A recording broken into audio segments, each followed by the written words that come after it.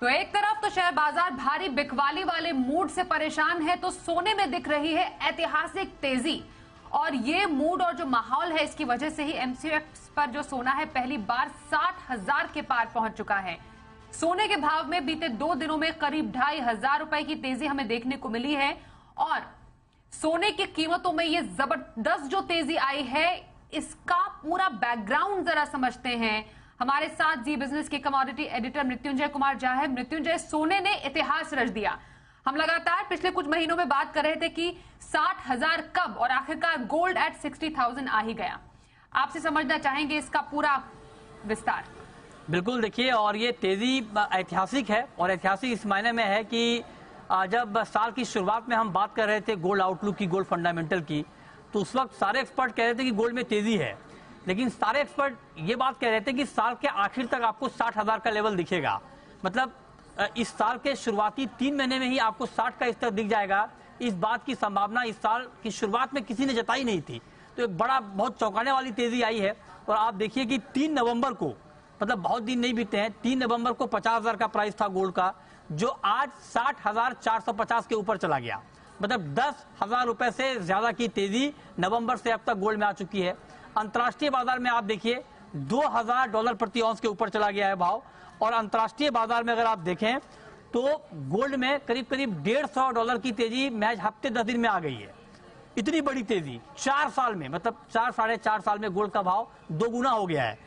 मतलब 1 सितंबर 2018 को गोल्ड का प्राइस 30,000 के आसपास था, जो आज बढ़कर 60,450 के ऊपर चला गया है।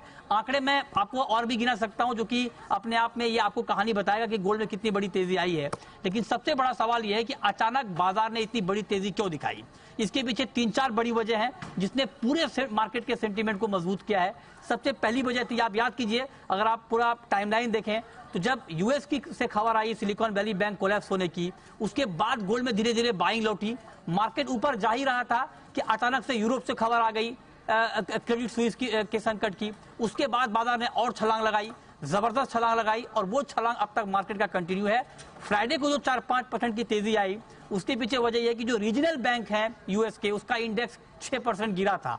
मतलब ये कि अब जो बाजार के निवेशक हैं, उनका भरोसा बैंकों के ऊपर डगमगा रहा है, और लगता है कि ये मंदी की शुरुआत है। और इसीलिए दुनिया के जितने बड़े इन्वेस्टर हैं, वो इक्विटी मार्केट से पैसा निकालकर गोल्ड की तरफ लगा रहे हैं, और सोना सुरक्षित निवेश का बड़ा जरिया बन रहा है। और जब भी इस तरह के हालात दुनिया में पैदा होते हैं, चाहे युद्ध की वजह से, चाहे आर्थिक हालात, चाहे राजनीतिक हालात, गोल्ड की चमक सबसे पहले बढ़ती है। 2008 की मंदी को याद कीजिए, जब दुनिया में निवेश के सारे विकल्प फीके पड़ गए थे, तब सोने ने 30% का रिटर्न दिया था। और वही कहानी एक बार फिर से रिपीट हो रही है। बड़ी तेजी है, लेकिन दूसरा बड़ा सवाल यह कि अब यहां से आगे क्या, 60 के बाद क्या। 60 के बाद क्या, ये इस बात पर तय होगा। कल से जो फेड की मीटिंग शुरू हो रही है 2 दिन की, जिसका फैसला परसों देर रात आना है। अगर फेड ब्याज दरें कम बढ़ाता है और इस बात के संकेत देता है कि आगे भी दरों में बढ़ोतरी कम रहेगी बैंकिंग संकट की वजह से, तो ये गोल्ड के लिए पॉजिटिव होगा।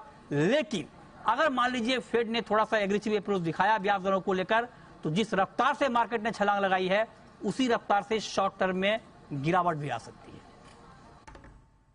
बिल्कुल, तो 60,000 के पार तो पहुंच गया सोना, लेकिन आगे की चाल जो है वो काफी हद तक फेड में जो फैसले आएंगे, जो आउटकम आएगा, उसको लेकर सोने की चाल भी आगे आने वाले दिनों में इंपैक्ट, उसका असर उस पर देखने को मिलेगा। धन्यवाद करेंगे मृत्युंजय बातचीत के लिए और जानकारी देने के लिए।